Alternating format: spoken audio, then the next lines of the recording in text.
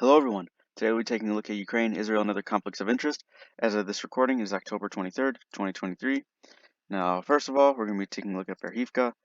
And if you remember from a few months ago, this was a pretty highly contested area as per during the height of the Ukrainian counteroffensive.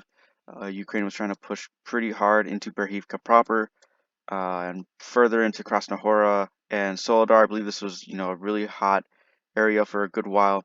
And as we can see, as of the latest update, the Russian forces have pushed Ukraine a bit past to this roadway over here and consolidating this water reservoir further.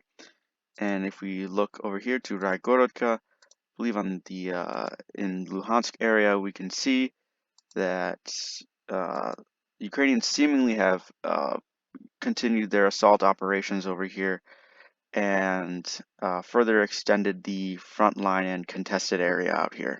Now, taking a look here at the live UA map, a couple of things that caught my eye. Of course, the broad shelling that's going across the front line, as well as the Ukrainian military reporting 38 combat engagements with Russian forces over here.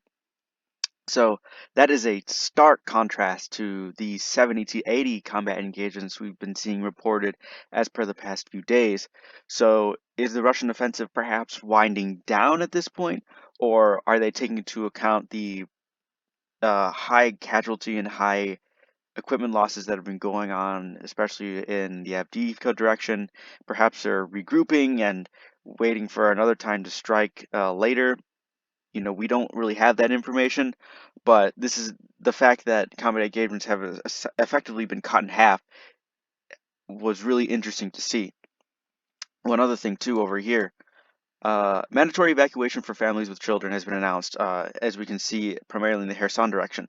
And as we take a look back at the deep state map, if we remember correctly, the landing by Ukrainian forces across the Dnieper River a few days ago having extended a bit, and we haven't really heard anything else from that direction or about it since then. So, you know, we know Ukraine likes to be pretty secretive with its information.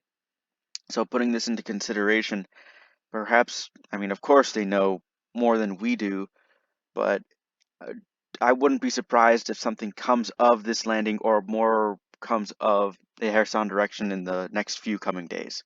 And as usual, taking a glance at Oryx, nothing has been reported or changed since yesterday, but just a reminder, Ukraine equipment losses sitting at 4,626 and Russia 12,772. Now, in terms of combat footage for Ukraine, I didn't really see anything that I feel comfortable sharing on YouTube, although I did see this one clip that I came across and just taking a look at, obviously, we know what we're looking at here across the Ukrainian, fields, that this is something that Ukraine is going to have to be dealing with, years and years coming on, that, we're still digging up explosive ordinances from, World War II and World War One, and just the sheer amount of shelling and missiles and whatnot that have landed in these fields are it's incredible, and especially not just missiles, but also mines, and mines that don't always go off and sit underground for years, decades, however long, until they're dug up or until unfortunately somebody steps on them. This is something that Ukraine is going to have to be dealing with so long after whenever this war is over. Now, taking a look here over at Israel and Palestine, as we can see, more bombings going on in Gaza Strip, and more missile attacks across Israel, and even more unrest happening in the West Bank, and even still over here on the border with Lebanon, Hezbollah and the IDF are still going at it, although we haven't seen any full-scale invasions or any kind of really assaults of substance materializing on either side. But something else that's been happening, U.S. has intel that Iran-backed groups are planning to ramp up attacks on U.S. troops in the Middle East. So this this is also particularly worrying, as we don't really want this to spill out and become a larger conflict across the Middle East, or even worse, across the world. So this is something else to keep our eyes on, in terms of what's been going on in Syria, Iraq, and especially in Iran, and what this will turn out for the rest of the Middle East. So taking a quick look here over at the BBC, they're reporting that more hostages are to be freed that are being held by Hamas.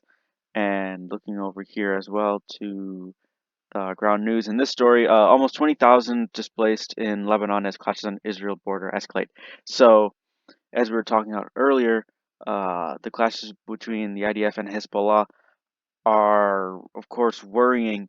And, as also we've been talking about the past couple days, we don't really know what this will materialize into, if Hezbollah is perhaps waiting to attack Israel, or maybe this is just a show of support of just some simple clashes and that's it.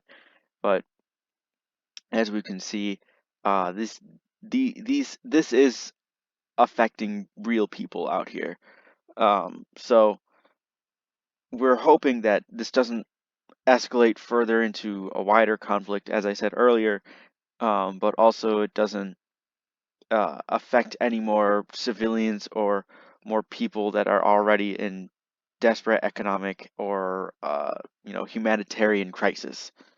Other than that, there was not really any combat footage that I felt needed to be shared in terms of the Israel-Palestine conflict.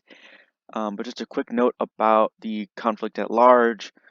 It is particularly worrying in the ways of which it seems to be spilling over into nearby countries, and as we talked about, the humanitarian crisis that's not just happening in Lebanon, but also is also going on in the Gaza Strip.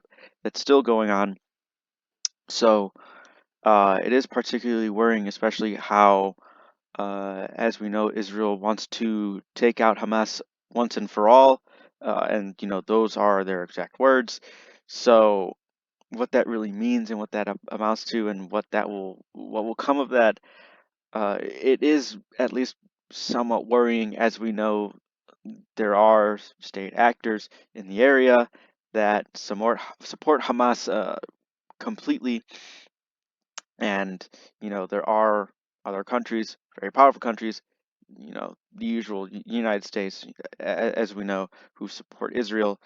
And we don't want this to spill over, of course, into other countries, and we don't even want this to continue, right? We hope for a peaceful solution to a conflict that you know has been tried to be solved so many times over decades and decades. So as to how this will turn out, you, who knows? Uh, Personally, myself, I'm just hoping for a peaceful solution to this, because the longer this goes on, the harder it is going to be to solve it. Other than that, that's all I wanted to talk about for today. If you have any questions or comments, or anything that I really should probably take a look at in the future, any of the conflicts that should be covered that are going on, let me know and I'll take a look at it, and we'll try and explore it in a future video. But other than that, thanks for watching.